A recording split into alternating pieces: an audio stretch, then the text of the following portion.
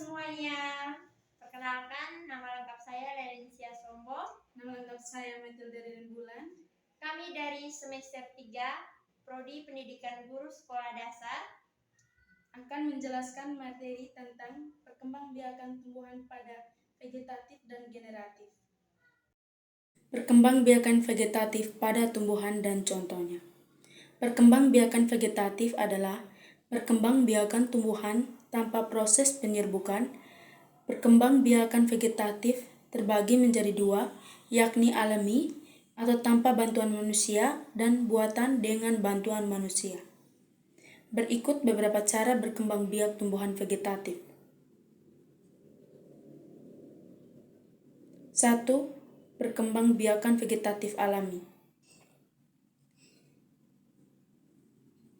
A. Umbi lapis. Di antara lapisan yang ada pada umbi lapis, terdapat bakal tunas. Bakal tunas pada lapis yang ditanam akan tumbuh menjadi tunas. Tunas tersebut kemudian akan tumbuh menjadi tanaman baru. Contohnya, tumbuhan dengan cara berkembang biak seperti ini adalah bawang putih dan bawang bombay.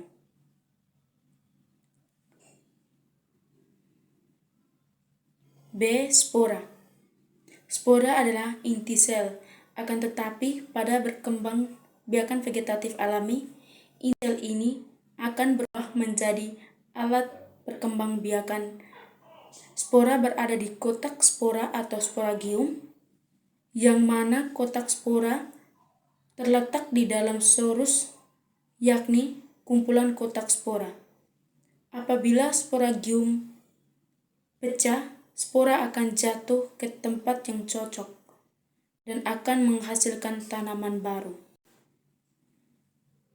Salah satu contoh tumbuhan yang berkembang biak dengan spora adalah tumbuhan paku.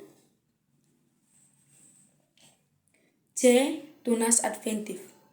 Tunas adventif adalah tumbuhan yang tidak bertumbuh dari batang, melainkan pada bagian tumbuhan lainnya. Tunas dapat tumbuh di daun atau akar tumbuhan, yang nantinya tunas tersebut akan menjadi tumbuhan baru.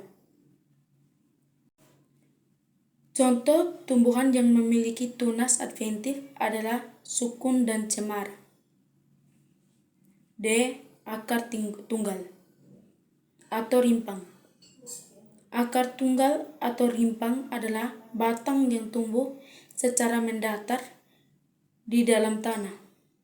Akar tunggal terdiri dari ruas-ruas dan setiap bagian buku ruas dapat menjadi tumbuhan tunas baru.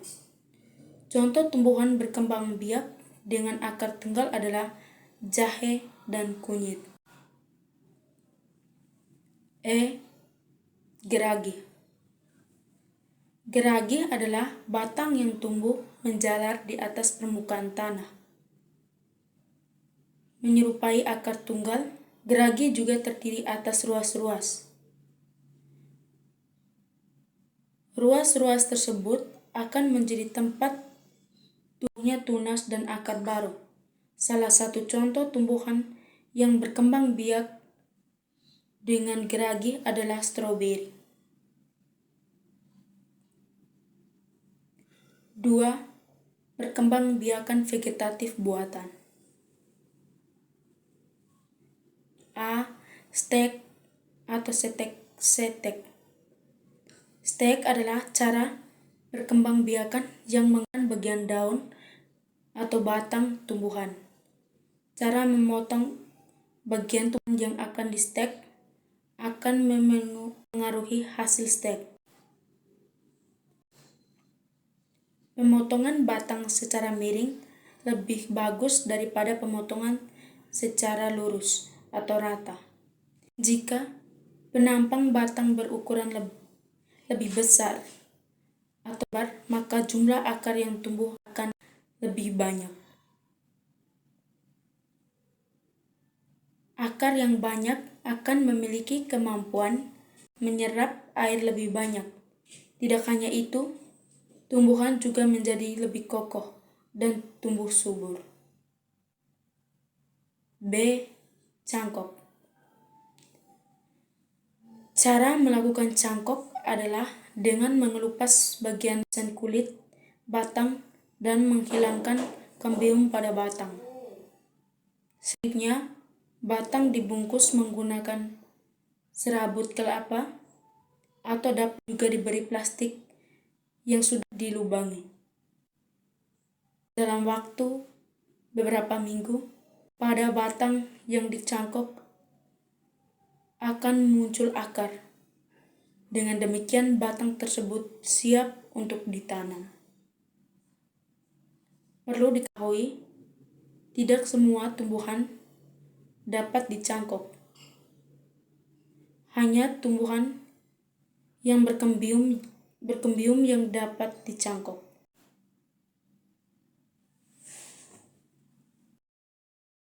Perkembangbiakan tumbuhan secara generatif.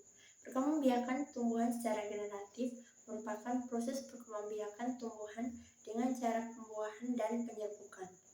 Perkembangbiakan secara generatif tumbuhan hanya terjadi pada tumbuhan yang memiliki organ reproduksi seperti serbuk sari dan kepala putih. Serbuk sari merupakan alat reproduksi jantan dan kepala putih merupakan alat reproduksi betina pada tumbuhan. Artinya, perkembangan generatif tanaman dapat terjadi melalui perkawinan.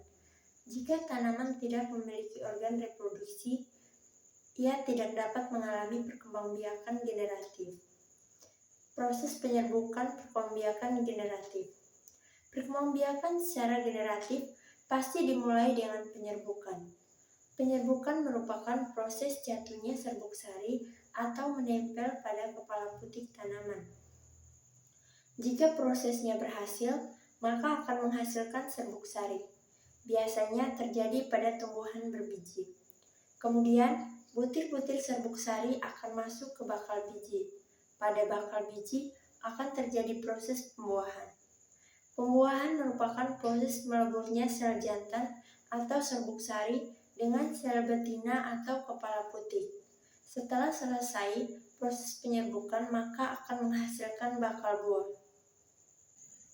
Ada beberapa cara dalam proses penyerbukan. Berikut adalah cara dalam penyerbukan perkembangbiakan generatif pada tumbuhan. Yang pertama, penyerbukan sendiri. Penyerbukan sendiri ini akan terjadi hanya jika serbuk sari dan kepala putih berada pada satu tanaman atau bunga yang sama. Yang kedua, penyerbukan tetangga. Penyerbukan tetangga merupakan penyerbukan yang terjadi jika serbuk sari dan kepala sari berasal dari pohon yang sama. Serbuk sari terbang ke kepala putih di bunga yang lain. Yang ketiga, penyerbukan silang. Penyerbukan silang merupakan penyerbukan yang terjadi ketika serbuk sari dan kepala sari berasal dari bunga dan tanaman lain, tetapi pohon atau pohon itu selalu dalam jenis yang sama. Dengan adanya penyerbukan ini dapat membuat karakteristik yang lebih kuat dari yang sebelumnya. Yang keempat, penyerbukan bastar. Jenis penyerbukan yang terakhir adalah penyerbukan bastar atau hibridisasi. Artinya, penyerbukan terjadi ketika serbuk sari dan kepala sari berasal dari bunga lain serta tanaman lain dengan spesies tanaman yang berbeda. Yang berikut, hal yang membantu proses penyerbukan. Beberapa hal yang mempengaruhi proses penyerbukan pada tumbuhan. Faktor tersebut biasanya datang dari makhluk hidup lainnya dan juga alam. Hal yang membantu proses penyerbukan tumbuhan, yang pertama, hewan. Hewan yang dapat membantu penyerbukan seperti kupu-kupu, kelelawar, burung, lebah, dan kumbang. Contoh tumbuhan yang diserbuki oleh hewan antara lain bunga melati, mawar, durian, dan kembang sepatu. Yang kedua, manusia. Manusia juga dapat menjadi faktor dalam penyerbukan perkembangbiakan vegetatif. Tumbuhan yang biasanya harus dibantu proses penyerbukannya oleh manusia adalah pohon salak dan vanili. Yang ketiga, angin. Dalam hal ini, angin juga dapat membantu proses penyerbukan dengan tiupan angin yang membuat serbuk sari mengenai kepala putik. Tumbuhan yang proses penyerbukannya dapat dibantu oleh angin adalah jagung, gandum, dan padi.